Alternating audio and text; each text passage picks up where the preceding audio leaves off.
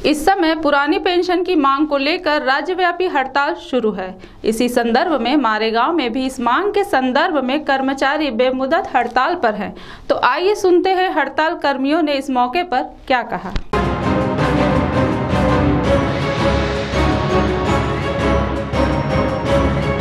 मारेगांव के तहसील कार्यालय पंचायत समिति कर्मचारी वर्ग पुरानी पेंशन योजना की मांग के लिए हड़ताल पर जाने की वजह से महसूल पंचायत समिति विभाग में कामकाज न होने के कारण लोगों को परेशानियों का सामना करना पड़ रहा है और अनेक कार्यालय इस समय सुनसान दिखाई दे रहे हैं। कर्मचारी राज्य सरकारी कर्मचारी मध्यवर्ती संगठन, जिला यवतमाल सरकारी, निम सरकारी, जिला परिषद, शिक्षक, शिक्षकेतर कर्मचारी संगठन, वाहन चालक व चतुर्थ श्रेणी कर्मचारी संगठन द्वारा गुरुवार 14 दिसंबर से पेंशन योजना की मांग को लेकर बेमुदत हड़ताल मारेगांव तहसील कार्यालय तथा पंचायत समिति के सामने बुलाई गई है। तो सुनिए इस आंदोलन में शामिल आंदोलनकारियों ने इस संदर्भ में क्या कहा। 14 डिसेंबरपासून राज्यातील महाराष्ट्रातील संपूर्ण शासकीय निमशासकीय जिल्हा परिषद कर्मचारी यांनी संप पुकारण्याचं हत्यार उपसलेलं आहे आणि याला संपूर्ण 100% शासकीय निमशासकीय कर्मचारी संपात सहभागी झालेले आहेत। आजपासून यापूर्वी शासनाला निवेदन देऊन जुनी पेन्शन सुरू करण्याबाबत निवेदन देण्यात आलं होतं, परंतु शासनाने कुठलीच त्याबद्दल दखल घेतलेली नाही, कुठल्याही वाटाघाटी झालेल्या नाही। त्यामुळे आज बेमुदत संप आजपासून पुकारण्यात आलेला आहे। ज्याप्रमाणे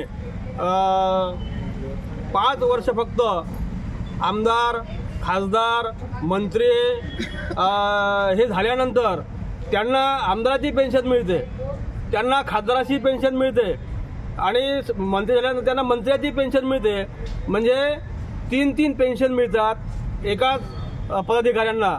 परंतु आम्ही शासकीय कर्मचारी वयाचे 58 वर्ष 60 वर्ष नोकरी करून सुद्धा त्यांना पुढे पेन्शन नाही। म्हातार वयामध्ये त्यांना कोणते काम म्हणजे त्यांची हे राहत नाही काम करण्याची आणि त्यावेळेस मुलांचे लग्न राहतात, मुलांचे शिक्षण राहते। अशावेळी त्यांना हा खरा एकमेव जुन्या पेन्शनचा आमचा हा हक्क आहे, हा अधिकार आहे। परंतु शासन याच्याकडे दुर्लक्ष करतायत आणि मंत्री, आमदार, खासदार हे जनतेला चुकीचं सांगतात की बा या जुन्या पेन्शनचा बोजा शासनावर पडतो। अतिशय चुकीचं आहे।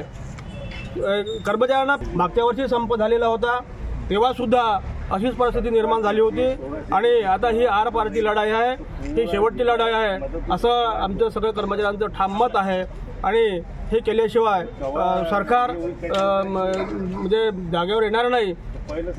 आणि हे करताना आम्ही कर्मचारी बांधवांनी, अधिकारी बांधवांनी हे सुद्धा लक्षात घेतलं पाहिजे की याची झड जी आहे हे शासन दरबारापर्यंत पोहोचली पाहिजे। म्हणजे एकदिलानं सर्वांनी 100% संपामध्ये उतरणं महत्त्वाचं आहे। त्याशिवाय आपल्याशिवाय काम अडते हे शासनाला माहिती पडणार नाही। त्याच्यामुळं सर्व कर्मचारी बांधवांना, अधिकाऱ्यांना विनंती आहे की त्यांनी खरं म्हणजे आम्ही सुद्धा शेतकऱ्यांची मुलं आहोत, आम्ही सुद्धा मजूरदार लोकांची मुलं आहोत।